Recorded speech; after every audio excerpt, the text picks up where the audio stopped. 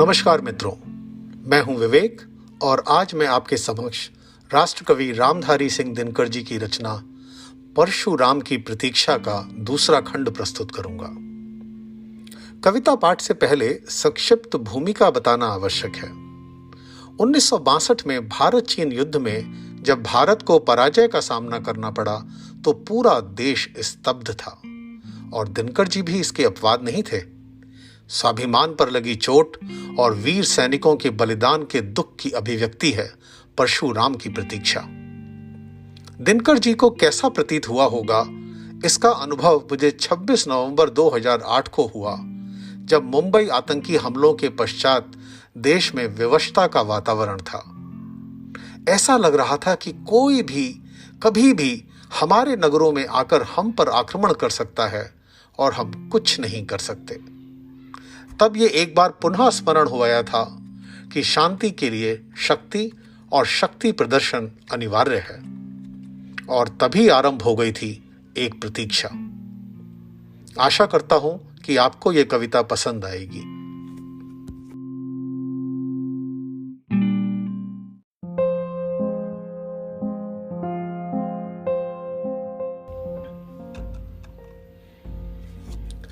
हे वीर बंधु दाई है कौन विपद का, हम दोषी किसको कहें तुम्हारे वध का। यह गहन प्रश्न कैसे रहस्य समझाएं, 10-20 अधिक हो तो हम नाम गिनाएं। पर कदम कदम पर यहां खड़ा पातक है, हर तरफ लगाए घात खड़ा घातक है। घातक है जो देवता सदृश दिखता है, लेकिन कमरे में गलत हुक्म लिखता है।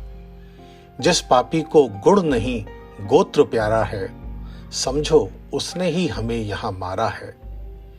जो सत्य जानकर भी ना सत्य कहता है, या किसी लोभ के विवश मूक रहता है, उस कुटिल राजतंत्री कदर को धिक है।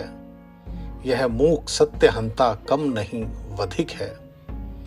चोरों के हैं जो हितु ठगों के बल हैं, जिनके प्रताप से पलते पाप सकल हैं। जो छल प्रपंच सबको प्रश्रय देते हैं, या चाटुकार जन से सेवा लेते हैं। यह पाप उन्हीं का हमको मार गया है, भारत अपने घर में ही हार गया है कौन यहाँ कारण जो नहीं विपद का, किस पर जिम्मा है नहीं हमारे वध का। जो चरम पाप है हमें उसी की लत है, दैहिक बल को कहता यह देश गलत है। नेता निमग्न दिन रात शांति चिंतन में, कवि कलाकार ऊपर उड़ रहे गगन में। यज्ञाग्नि हिंद में समिध नहीं पाती है, पौरुष की ज्वाला रोज बुझी जाती है। ओ बदनसीब अंधों कमजोर अभागों, अब भी तो खोलो नयन नींद से जागो। वह अघी बाहुबल का जो अपलापी है, जिसकी ज्वाला बुझ गई वही पापी है।